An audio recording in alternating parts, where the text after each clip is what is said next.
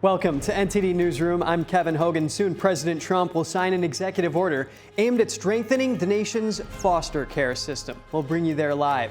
And after a record 43 days, the longest shutdown in U.S. history is over. We discuss the situation with political strategists. A judge heard arguments today in the criminal cases against New York Attorney General Letitia James and former FBI Director James Comey over whether the Justice Department's prosecutor was illegally appointed. New voting records released by the DHS that the department says show an illegal alien from Mexico voted in U.S. elections. And U.S. lawmaker says China has a loaded gun that is pointed at our economy. Republicans and Democrats are working together to expose how the CCP uses predatory practices to dominate an industry critical to the global economy.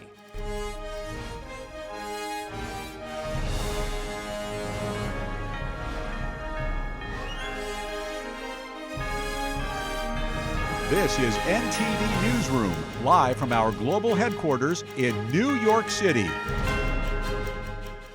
President Trump and First Lady Melania signed an executive order to create new educational and employment opportunities for youth transitioning out of foster care. And now we go live to NTD's Washington correspondent, Mariotsu, who's at the White House. Good afternoon, Mari. What's the latest on the executive order the president just signed? Kevin, good afternoon. Yes, just moments ago, First Lady Melania was joined by President Trump in the East Room for an executive order signing aimed at expanding opportunities in education, in career development and housing, and other resources for young people who are transitioning from the foster care system to adulthood. And under this executive order, President Trump is directing key federal agencies and departments to collaborate with the First Lady's office and officially create a Fostering the Future program, which is part of Melania Trump's Be Best initiative that she began in 2018 during President Trump's first term. Let's take a look at the First Lady and President Trump making this announcement. Following graduation, scholarship recipients from my program are prepared to enter the workforce and ultimately become leading executives. I predict this small spark today will ignite a profound and lasting nationwide movement. Our united resolve will foster a thriving future filled with compassion and innovation. The order I will sign in a few moments will provide vital new resources to help young people transition out of the foster care system and live a very happy and a very successful life, very, very successful. With this order, I'm directing the heads of the key federal departments and agencies to establish a Fostering the Future program in coordination with our wonderful First Lady's office. And according to the National Foster Youth Institute, only 5% of those youth leaving foster care end up graduating from high school, and only about 3 to 4% ever obtain a college degree. This executive order aims to combat that by establishing a comprehensive network that connects federal agencies with private sectors, businesses, institutions of higher learning, and charitable organizations to create more resources for these foster youth. Kevin, back to you.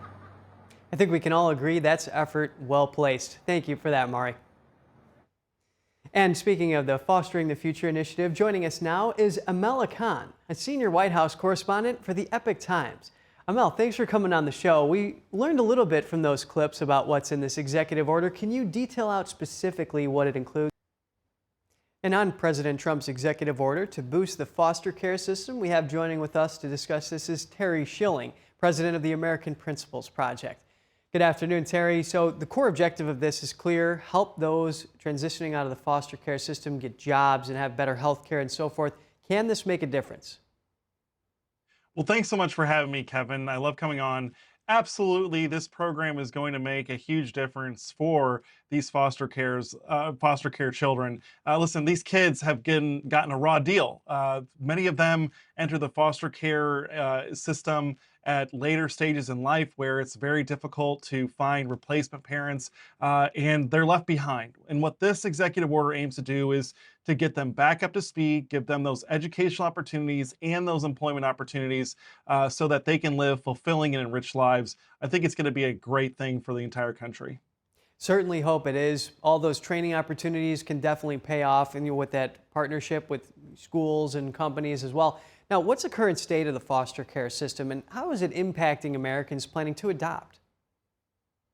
Well, it's really difficult, Kevin. As you heard earlier, only 4% of these kids that go through the foster care system ever even get college degrees. Many of them suffer from other afflictions and they go through abuse through the system. It is very treacherous. And that's why these programs are so important, because it helps right some injustices that have happened to these children. And most of the foster care system is fantastic. There are many good parents, foster parents that is, that take these kids into their homes, and they have to deal with a lot of problems. These are kids that are coming from very broken homes, a lot of drug addiction, a lot of sexual abuse. They're coming from very dark backgrounds, and it's good that, and they deserve fresh starts and clean opportunities when it comes to getting a real education and getting back in the workforce. This is how we get them out of these slumps and press the reset button. So it's very, very important that this program takes off today.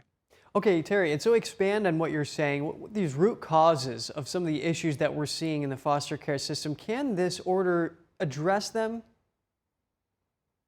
Unfortunately, the root causes here are drug addiction, sexual addiction, sexual abuse. I mean, there's a lot of real problems that America is suffering from. What this is actually aiming to do is it's stopping the bleeding, right? But we need to stop the cutting.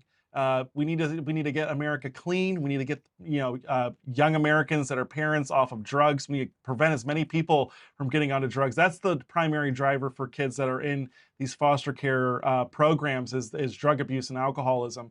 So we need to do a better job of giving a brighter future to everyone, right? A lot of people develop drug addictions from lack of employment opportunities, lack of education, and we need programs for the parents that end up creating these problems as well to prevent future foster children.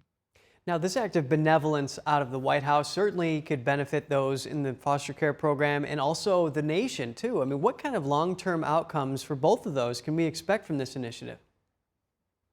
Well, I can tell you firsthand that, there's a huge difference when dad's at work and when you have a job, right? When you have a job, when you have a family, you have purpose, you have meaning, you have a drive, you have optimism in the future. When you know that the people at work or people at school or people at home are counting on you, you're much more motivated to make a difference. So this is going to have an impact on the nation, but more importantly, it's going to impact a lot of individual lives. And I think that's really tough to measure when it comes to each of us individually. You really have to experience it through people that you've known who have gone through the foster care system and people that have been hurt and not given fair opportunities. Because everyone knows that if you've been given a raw deal, it really sucks. But when you get that clean opportunity, that clean shot, you really do prove a lot of people wrong and achieve better things than anyone could have expected. Understood. In the White House, the federal government, they're playing a role in addressing this issue. Now, how can local communities also play a part in supporting foster youth? Well, obviously, you can sign up to be a foster parent. That's very important. These kids, they get a bad rap. They come from very abusive homes and very highly dysfunctional households, and they've been given a raw deal. They don't have their parents around. They've been separated for one reason or another. And so it's really important that good, wholesome, well-meaning people get involved in the foster care system. If you've got a heart full of love and you're not able to have as many children as you would hope God had given you, then the foster care community is a great place to get started, to take some children that need extra help. And these are kids that do oftentimes need a lot of extra care and help. And so we need more people getting involved in this whole community because it's really tough. There's a shortage of foster homes available for these kids, and it's always better when these kids have warm, loving households to go into. It really is so important. Now, let's also talk about other ways that the Trump is helping the families and children. What are some pro-family policies by this administration that are really significant in your view? Well, President Trump, I believe, I run a pro-family organization that's highly focused on protecting the innocence of children. And President Trump has just hit grand slam after grand slam. He's been protecting our children online with new protections with social media. The Take It Down Act was absolutely fantastic. It passed by supermajorities in both the House and the Senate. but he's also been protecting our children when it comes to sports, when it comes to their private spaces. This whole transgender insanity that the left has been pushing on us through their $4.5 billion transgender industry has wreaked havoc in our country. And President Trump has not shied away from that fight. He's put our children and our parental rights at the heart of everything he's been doing. On top of that, he's been making a better economy for all of us, right? He wants to figure out how to get people to be able to afford to form their own families, to get married, have kids, and to be able to afford a home and to put food on the table after we've seen just devastation after the Biden and Obama years. So President Trump, at his heart, he is a pro-family president. He is the pro-family president in America. And there's another aspect to this. President Trump's big, beautiful bill that was also in conjunction with this, in that some of those tax provisions are going to go to helping those foster care children. Now, also this big, beautiful bill included a provision blocking Planned Parenthood from getting Medicaid funding. So let's expand this conversation. I mean, we're seeing reports of multiple clinics shutting down since the bill passed. Do you see this as strengthening families? Absolutely, Kevin. So what a lot of people don't realize is that President Trump is the first president to completely and entirely defund Planned Parenthood, which is just a major abortion corporation that makes tons of money from performing abortions. But what many people also don't realize is that Planned Parenthood in recent years has expanded into transitioning children, giving children puberty blockers, cross-sex hormones after only 30-minute consultations with not even doctors, with counselors. It's absolutely atrocious. But President Trump cut their funding this year and redirected it to clinics that don't kill babies and that don't sterilize children. I'd say that stopping the killing of babies and stopping the sterilization and mutilation of children is awfully pro-family and is going to do a lot to help families thrive in this country. Terry Schilling, thank you for coming on and offering your perspective on this. Thanks, Kev. After a record 43 days, the nation's longest government shutdown is now over. President Trump signed a funding bill late last night, ending over a month of furloughs and delays across the country. Here are the details. President Trump signed a stopgap bill around 10:25 p.m. last night, officially reopening the federal government and restoring pay for hundreds of thousands of federal employees. Today, we're sending a clear message that we will never give in to extortion, because that's what it was. In just a moment, I'll sign a bill exactly like we asked Democrats to send us all along, many days ago. The motion is adopted. The House cleared the measure 222 to 209, with 6 Democrats joining Republicans to end the standoff. The fight that triggered the shutdown centered on the expiring Affordable Care Act tax credits. Democrats wanted an immediate extension. Republicans said the issue should be debated later, but the stopgap bill cleared the Senate earlier this week without an extension. Going into the House vote, some Democrats criticized the bill. I think it is a raw deal for the American people. After the vote, Speaker Mike Johnson gave credit to the GOP for not wavering. We'll feel very relieved tonight. The Democrat shutdown is finally over, thanks to House and Senate Republicans who stood together to get the job done. Congressman Don Davis, a Democrat who broke ranks to back the funding bill, defended his vote last night, but said the fight would continue. People are hurting out there. I mean, they're getting hit with costs. Their parents trying to raise kids. Farmers being hit. I mean, this is not over by any means. President Trump also used the moment to renew his call to end the Senate filibuster, saying the rule enables partisan gridlock. I hope we can all agree that the government should never be shut down again, end the filibuster, terminate the filibuster. It'll never happen again. The bill ensures funding for major departments and food assistance programs through next fall, but only extends funding for the rest of the federal government till the end of January. The same healthcare fight could spark another shutdown when that temporary runs out. After the House vote yesterday, Speaker Johnson declined to commit on a vote to extend Affordable Care Act subsidies. As the government reopens, U.S. Secretary of Agriculture Brooke Rollins shared an update on SNAP benefits on CNN. She also talked about some of the funding discussions that happened behind the scenes during the shutdown. The president 100% believed that the government would reopen, that these Democrats were playing games with people's lives and the food that they needed to survive, that at the end of this, surely these Democrats wouldn't go 25 days, 30 days, 45 days, and that we would get this fully funded once the government reopened. Now, obviously, you all tracked this. When it went to the court said contingency funds can be used. It's not unconstitutional. The president said, Brooke, we're not going to fight that. We need to keep this moving, get these partial benefits to the people that are truly hungry. Rollins said SNAP recipients can expect to receive their full benefits hopefully by the end of this week. She said Monday at the very latest. She noted, though, that SNAP is funded by the federal government, but each state has its own infrastructure for distributing the money. At the same time, the Trump administration has officially withdrawn its emergency application to the Supreme Court. It wanted the justices to halt an order from a Rhode Island judge to fully fund the program through the month. A top economic advisor for President Trump is weighing in on both the government shutdown and Trump's mention of $2,000 checks for Americans. Here's Kevin Hassett. Our Council of Economic Advisors said that it cost about $15 billion a week, and it accumulates to maybe 1.5% of GDP when you account for multiplier effects. And their current estimate is that 60,000 Americans, not government workers, have lost their jobs because of the reduced economic output. But if you look at how much tariff revenue has been coming in, then there would actually be enough room to cover those checks and not go into the rest of the budget. So yeah, there would be enough money to pay for the $2,000 checks. Hassett said the October jobs report will be released without unemployment data. It's getting a late release due to the shutdown, and Hassett said the full data will never be known. As for the economic health of the nation, Hassett said President Trump's policies have stopped runaway inflation and created income growth. He says there's still a ways to go to make up for the remaining $2,000 deficit in purchasing power for the average American worker.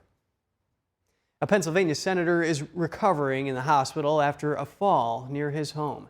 A spokesperson shared on X that Senator John Fetterman felt lightheaded on a morning walk and fell on his face, suffering minor injuries. It was determined that this was due to a ventricular fibrillation flare-up, which is a type of irregular heartbeat.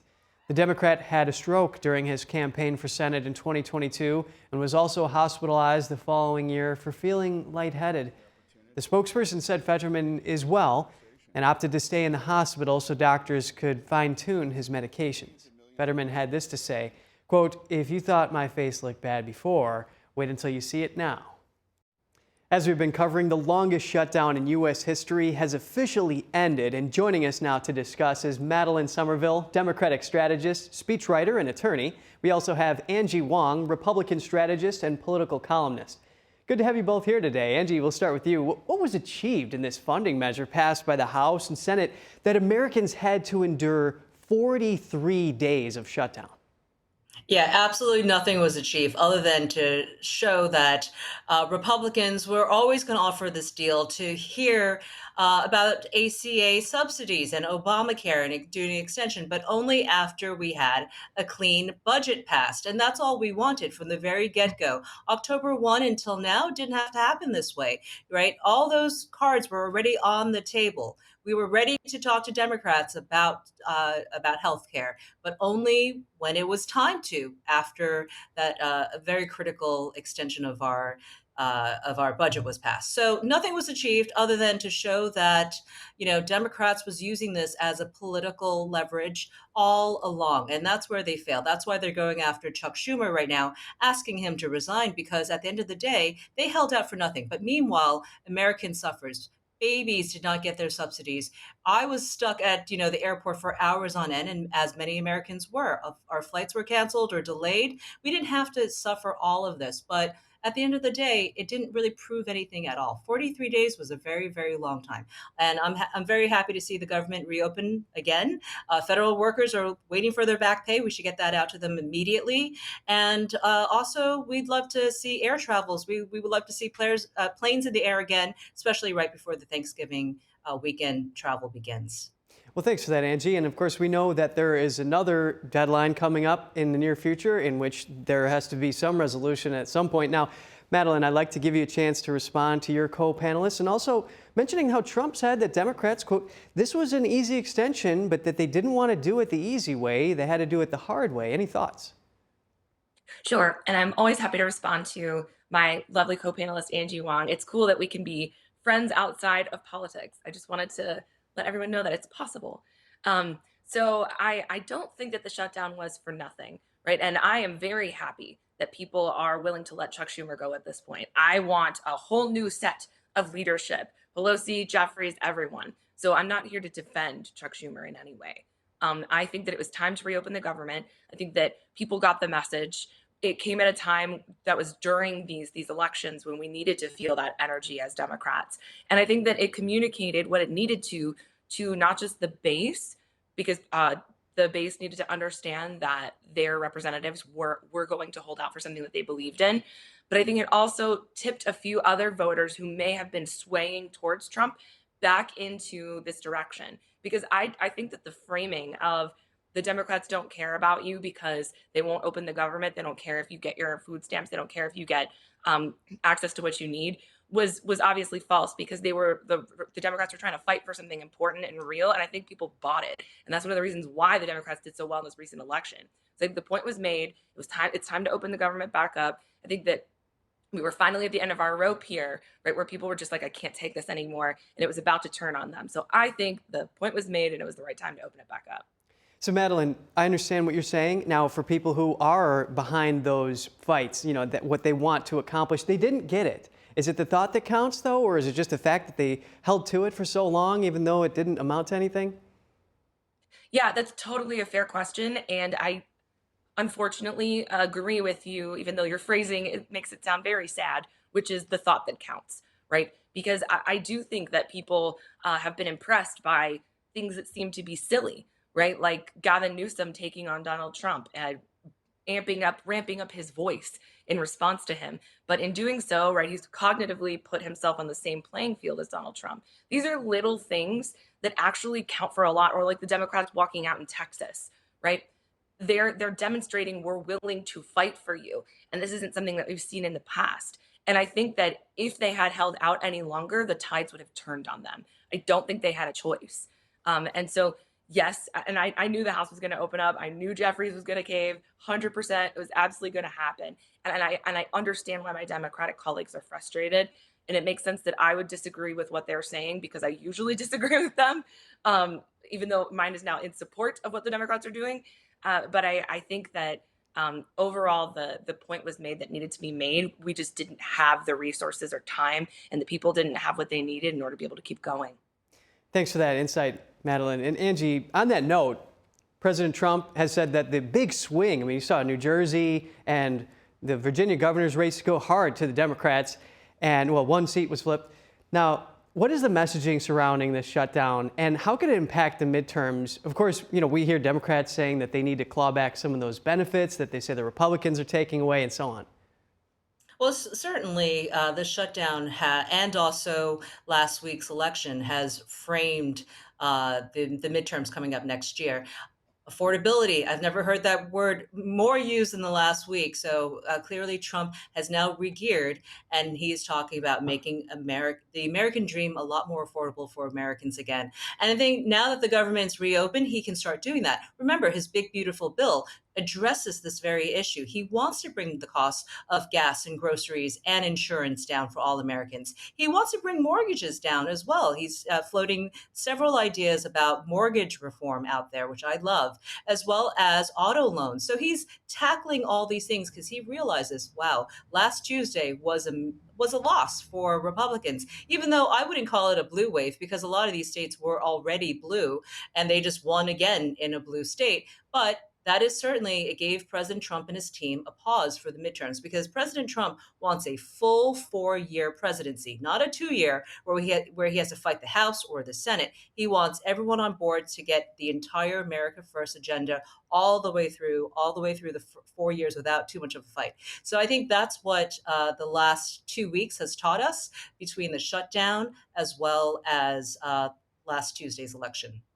And Angie, thanks for helping our viewers understand any pivots that may be happening in Trump's agenda. I mean, we know the MAGA agenda was centered on affordable gas prices, unleashing American energy. But there may be some tweaks that you're alluding to. Madeline, how do you respond to what your co-panelist is saying?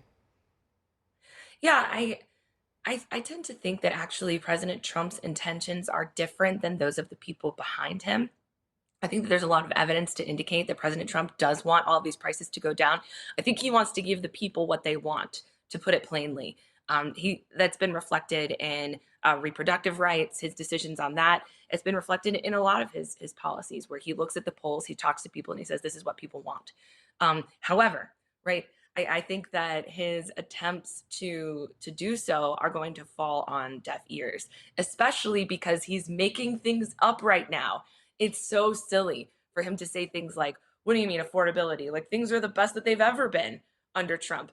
He's very reluctant to use that word affordability because he knows that that's working for the Democrats. And he's willing to make things up about what the truth is in terms of the economy so that he can reinforce the position that Trump is the best and he's always been the best and always will be the best. But the American people are not buying it if you look at the polls. So I do agree. I think that it might be his intentions, but he's not going to get his way by lying to people about it. Madeline, affordability is certainly a major aspect to all of this. I mean, you have cumulative inflation hitting Americans with 20% more of these prices. So, I mean, it adds up, definitely. Now, we may have some feed coming in, so I just want to let you all know that we may be cutting to that in a moment. But Angie, if we still have a moment, with funding only extended to January, what do you think will happen this time? Is there another shutdown possible that we've been talking about? Yeah, I mean, January 30th is just around the corner, and there could be another shutdown if we don't get this right. We have between now and remember, and we also have a major break in the middle of that for the holidays as well. So Congress will be out of session for a lot of those dates. I have no doubt that given what we just went through, Americans cannot face another shutdown, certainly not for 40 plus days. We can't keep doing this round and round. It is the definition of insanity if we do. I do hope that our houses, our lawmakers can get it together and actually pass something for real this time. And John Thune had already promised Democrats that we're going to talk about the ACA. We're going to talk about the Affordable Care Act and try to get that through. Again, that should be put on the floor for a vote, and we'll see what happens there, but there's no guarantees either. But I suspect that if Democrats don't get what they want in mid-December, that they're going to pull all of this again on January 30th and put all Americans through another shutdown. And that's what I want to forewarn everybody. Let's not even walk down that pathway. Let's get it done before the holidays. Let's get everyone paid and get this government completely opened. Well, Angie and Madeline, thank you for sharing your deep understanding with us. Hopefully it can benefit the American people having this think tank. And right now we're going to cut to President Trump. So thank you both for coming on. Thank you. Thank you. And with the government shutdown now over, officials and travelers are hoping the nation's airports and flight schedules will soon return to normal. NTD's Daniel Monahan has the latest from the aviation industry. Transport Secretary Sean Duffy announced yesterday that flight reductions will remain frozen at 6%, a move meant to stabilize operations while the FAA works to restore normal service. The pause halts a planned increase to 8% and then 10% cuts as the agency reviews staffing and system performance. In a statement, Secretary Duffy said, "President Trump's message has been heard loud and clear. Controllers will be made whole quickly." Duffy says controllers will receive 70% of their back pay within 48 hours of the shutdown ending. Delta Airlines CEO Ed Bastian says that he hopes airline travel will be back close to normal by tomorrow, speaking on Bloomberg. Once people start getting paid, and I know Secretary Duffy is committed to getting those paychecks out right away. So over the next couple of days, I think you'll see things starting to turn to normal. United CEO Scott Kirby discussed how long it will take their operations to resume back to full capacity, speaking on the Katie Miller podcast. We'll be able to ramp up as quickly as the FAA. FAA is going to be the constraint. And by the way, I think the FAA deserves an A+. They've done a great job in a really uncertain, they don't know how many people are going to show up to work. They want to keep the system safe. I was 100% supportive of what they did. Southwest Airlines echoed that view, telling employees yesterday it's optimistic the FAA will soon allow U.S. carriers to resume full schedules. During the 43-day shutdown, air traffic controllers worked without pay, and staffing shortages mounted at facilities nationwide, causing widespread flight disruptions. Since October 1st, tens of thousands of flights have been delayed or canceled, affecting more than 1.2 million passengers last weekend alone. Daniel Monahan, NTD News. Travelers at Atlanta's Hartsfield-Jackson International Airports spoke on the ending of the government shutdown. Take a listen. I'm really happy about that for the people that are traveling for the holidays, you know. At least that takes it off their plate worrying about getting there or getting home, hopefully. I think people are willing to put up with a little inconvenience, but we don't want to jeopardize the lives of people. And I think the nation was starting to be worried about that. We can't, you know, when you have less staff or less pilots or less air traffic controllers, you know, there's a chance for something to happen. So knock on wood, I'm glad that hasn't happened, and hopefully things can resume. The Justice Department has entered the redistricting battle over Congress. The department is now suing California to stop it from redrawing its congressional map. California voters overwhelmingly approved Prop 50 last week. This could give Democrats a shot at winning 5 seats that are now held by Republicans in next year's midterm elections. The special election was in response to a similar Republican-led effort in Texas. On X, Attorney General Bam Bondi said that Governor Newsom should be concerned about keeping Californians safe and not, quote, rigging his state for political gain. A former top aide to California Governor Gavin Newsom has been indicted on 23 federal charges tied to a political corruption and money laundering scheme. Prosecutors say Newsom's former chief of staff, Dana Williamson, and several co-conspirators helped divert $225,000 from a dormant campaign account belonging to former Health Secretary Javier Becerra. That money allegedly ended up in an associate's personal account. The indictment also accuses Williamson of falsifying business records and tax filings, claiming personal luxury purchases and private jet flights as business expenses. Williamson yesterday pleaded not guilty in federal court in Sacramento. She was released under conditions including surrendering her passport and avoiding contact with co-conspirators. Governor Newsom's office said Williamson no longer works for his administration and emphasized that all public servants must uphold the highest standards of integrity.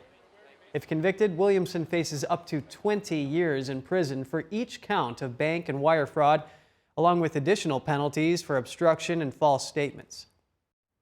As the trade truce between China and America takes shape, the U.S. is eyeing ways to combat China's dominance over rare earth and critical minerals. It's an issue that some describe as America's single greatest vulnerability. NTD's Melina Wisecup reports. The bipartisan House Select Committee on the Chinese Communist Party is exposing an issue that's cost Americans jobs, businesses, and jeopardized our national security. Investigators released a new report this week. A key point is that China rose to dominance in the critical mineral arena not through fair competition, but through predatory practices. The CCP's goal is to deal a blow to Western economies. In the words of China Committee Chairman John Molinar, China has a loaded gun that is pointed at our economy, and we must act quickly. America relies on China for over 80% of its rare earths, which are needed to make products we use every day, from electronics to medical equipment to military and defense gear, you name it. This is a dependence by design that's been in the making for more than 3 decades. The PRC developed this control over decades of careful planning and execution. In 1992, then Chinese leader Deng Xiaoping famously said, "The Middle East has oil, China has rare earths." China has long subsidized its own production and lured Western companies into collaboration only to then cheat by selling products below market value. This put Western companies out of business. Though the impacts of this have become more evident during the U.S.-China trade war, officials have long known that this problem exists, some even describing it as our single greatest vulnerability. We have known that China is able and willing to weaponize its chokehold on critical minerals against adversaries like the United States. Despite knowing these dangers, the U.S. is no closer to achieving critical mineral independence than we were 15 years ago. To combat this, the Trump administration is preparing to appoint a critical minerals czar. The committee is also suggesting to create a strategic resource reserve that would be similar to the national oil reserves. Lawmakers are also eyeing critical minerals tax credits to try to boost more domestic production. Though a big piece of the equation here is how to expedite mining permits. This is usually an uphill battle because of pushback from environmental groups. Reporting from Washington, D.C., Melina Weisskopf, NTD News. The Select Committee on the CCP will hold a hearing next week on this very topic to further expose the CCP's predatory practices and their impact on Americans. And for several years, relations between Europe and China have cooled. Yet some countries have deepened ties with Beijing, facing growing risks of dependence, especially through China's Belt and Road Initiative. Lawmakers from across the bloc gathered in Brussels to discuss the challenges arising from partnerships with the Chinese Communist Party. NTD international correspondent David Vives reports. While the EU as a whole is moving toward gradual de-risking from Beijing, several countries such as Spain and Hungary have recently reinforced ties with China through Belt and Road projects, underlining the bloc's difficulty in uniting. With the Eurozone experiencing slow economic growth and facing serious issues regarding energy sources and rare earth minerals supply, some member states are looking for alternative solutions. At the Interparliamentary Alliance on China last week in Brussels, legislators from across Europe highlighted some countries' dependence on China. Patterns of Chinese Communist Party influence, often at the expense of national interests, emerged as members of IPAC discussed the challenges their countries face in relations with Beijing. Scottish politician Stuart MacDonald said there is a lack of awareness in Scotland about the long-term risks of deals made with China. We have an issue in the energy sector, particularly the renewable energy sector, very heavy over-reliance on China there. We have an over-reliance on China in our higher education sector, particularly our universities, which have become so dependent on the funds that come from the large volumes of students from China. He said one example is how China's state-owned PetroChina has a stake in Scotland's critical energy sector. While PetroChina decided to close its oil refinery in the country, experts know that Scotland no longer controls how its energy is produced or regulated. Due to several factors, Scotland now has some of the highest energy costs in Europe. We've just closed our last remaining oil refinery, 50% owned by PetroChina. Scotland is unique in that it is an oil-producing country with no oil refinery. This is madness, and the result of that has been quite an enormous hit to our economy nationally, very big hit to that economy locally with the loss of hundreds of jobs. But we had in Grangemouth, which is the name of the oil refinery that closed down, a huge stake from PetroChina. That should never have been allowed to happen. Smaller countries also voiced concerns that the Chinese Communist Party takes advantage of large loans accepted by their governments. Members of parliament from Balkan countries such as Bosnia-Herzegovina and North Macedonia said they are facing similar challenges with Chinese investments. They have been financing the building of a new coal factory in Tuzla region in the north of Bosnia-Herzegovina, 613 million euros.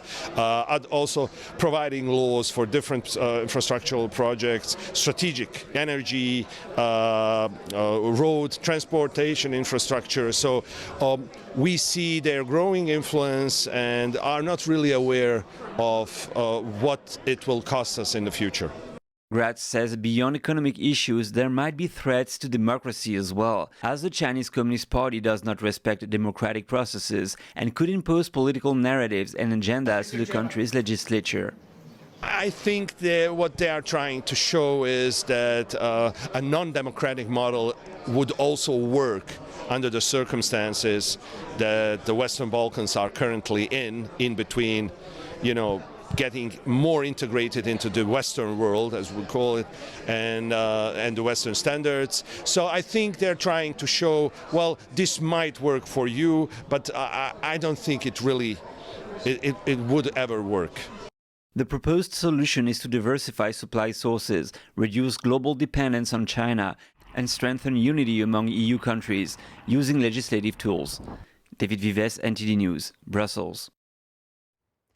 Forced organ harvesting, the shocking practice of killing people to take their organs, is once again in focus. Lawmakers from 28 countries are joining forces to push for tougher laws against the crime. The Interparliamentary Alliance on China said yesterday that its members condemn the abhorrent practice of state-sanctioned organ harvesting and trafficking. The group says it will push for bans on transplant tourism, sanctions on perpetrators, and greater transparency in transplant systems worldwide. Forced organ harvesting is in China, and it's mostly committed against prisoners of conscience. Its scale ballooned after the turn of the century, correlating closely with the Chinese regime's persecution of Falun Gong, also known as Falun Dafa. The spiritual discipline is based on truthfulness, compassion, and tolerance. The practice was first introduced to China in 1992 and quickly grew to an estimated 70 to 100 million followers by 1999. That same year, the Chinese Communist Party launched a nationwide campaign to eradicate the group. The Chinese Communist Party has given the Venezuelan regime an economic lifeline as the Trump administration ramps up pressure on the foreign terrorist organization led by Nicolas Maduro. Our Washington correspondent has more on the story. The Chinese Communist Party has announced a zero-tariff agreement with the Venezuelan regime on over 400 categories of products. The move throws an economic lifeline to the Venezuelan regime, which will allow them to buy Chinese products at discounted prices and would allow the Chinese Communist Party greater control over the South American country's economy. Venezuela right now is a safe haven where Hezbollah, Hamas, the drug cartels, the Colombian guerrilla operate freely, and they are part of this liaison with the regime. The CCP has lent over $60 billion to the Venezuelan regime over the past 2 decades. It has also endowed the Venezuelan National Guard with equipment to repress its citizenry, and it has built a ground satellite station in Venezuela, allowing the Chinese Communist Party a foothold in the Western Hemisphere. It's been America first, peace through strength, common sense, revive the warrior ethos, rebuild the military, reestablish deterrence. We're going to defend the homeland. We're going to deter China. We're going to make sure our allies do their part in burden sharing, and we're going to revive the defense industrial base. The Trump administration has zeroed in on the links in between the Venezuelan regime and the Chinese Communist Party and directed the Department of War to counter the malign influence stemming from foreign terrorist organizations operating from Venezuela and by the Venezuelan regime. Now, imperialism is inventing an even more bizarre narrative. Since they cannot say that Maduro has weapons of mass destruction, since they cannot say that we have hidden biological or chemical weapons, they invent a bizarre narrative. My advice to foreign terrorist organizations, do not get in a boat. I mean, if you're trafficking drugs to poison the American people, and we know you're from a designated terrorist organization, you're a foreign terrorist and a trafficker, we will find you and we will kill you. The Venezuelan opposition leader and Nobel Peace Prize winner Maria Corina Machado, who is in hiding in Venezuela, has thanked the Trump administration for their support. Finally, a leadership that is addressing this tragic situation in Venezuela that has been evolving for 26 years, as it should. We have been asked that this criminal structure be addressed using law enforcement. This week, the USS Gerald S. Ford, the largest and most advanced aircraft carrier in the world, enters Southern Command's area of operation to support operations against foreign terrorist organizations in the region. Reporting from Washington, D.C., Luis Eduardo Martinez, NTD News. Hi, thanks for staying with us. In a significant development today, the U.S. State Department has designated 4 Antifa-linked groups as foreign terrorist organizations. The department says the groups have, quote, waged terror campaigns in the United States and Europe, conspiring to undermine the foundations of Western civilization through their brutal attacks. Here are the 4 groups. Germany's Antifa Ost, known for hammer attacks on civilians. Italy's International Revolutionary Front, who sent bombs to politicians, embassies, and civilians, causing injuries. Greece's Armed Proletarian Justice, which pledges war on cops and state. And another group in Greece called Revolutionary Class Self-Defense. And the BBC has apologized to President Trump for edits it made to his January 6th speech that changed its original meaning. The corporation said it will not play the edited version again, but will not offer any compensation to Trump for its actions. It comes after British newspaper The Telegraph revealed a second BBC program broadcast in 2022, which also made misleading edits to the same speech and ignored concerns that were raised about it. iPhone users now have a new way to present identification at U.S. airports. Digital ID and Apple Wallet is now being tested at TSA checkpoints at more than 250 airports in the U.S. Apple says you create the ID using your valid U.S. passport. It works even if you do not have a real ID-compliant driver's license or state ID. The launch follows the capability for users to add an eligible driver's license and state ID to Apple Wallet. Digital ID does not replace a physical passport. It cannot be used for international travel and border crossings. And in lighter news, as dazzling aurora lights illuminated skies across the U.S. this week, stargazers in parts of Australia and Europe also enjoyed the spectacle. The lights were sparked by a powerful geomagnetic storm. In southeastern Australia, the Bureau of Meteorology issued an aurora alert as vibrant pink and green lights danced over the state of Victoria. Hyperlapse footage showed multicolored waves of aurora Australia, or southern lights, streaking across the night sky. In the northern hemisphere, Italy's Aosta Valley caught a glimpse of the aurora borealis, which turned the sky above the meteor in a brilliant red. While geomagnetic storms like this one can produce spectacular celestial displays, scientists say they can also disrupt satellites and radio signals. The Select Committee on the CCP will hold a hearing next week on this very topic to further expose the CCP's predatory practices and their impact on Americans.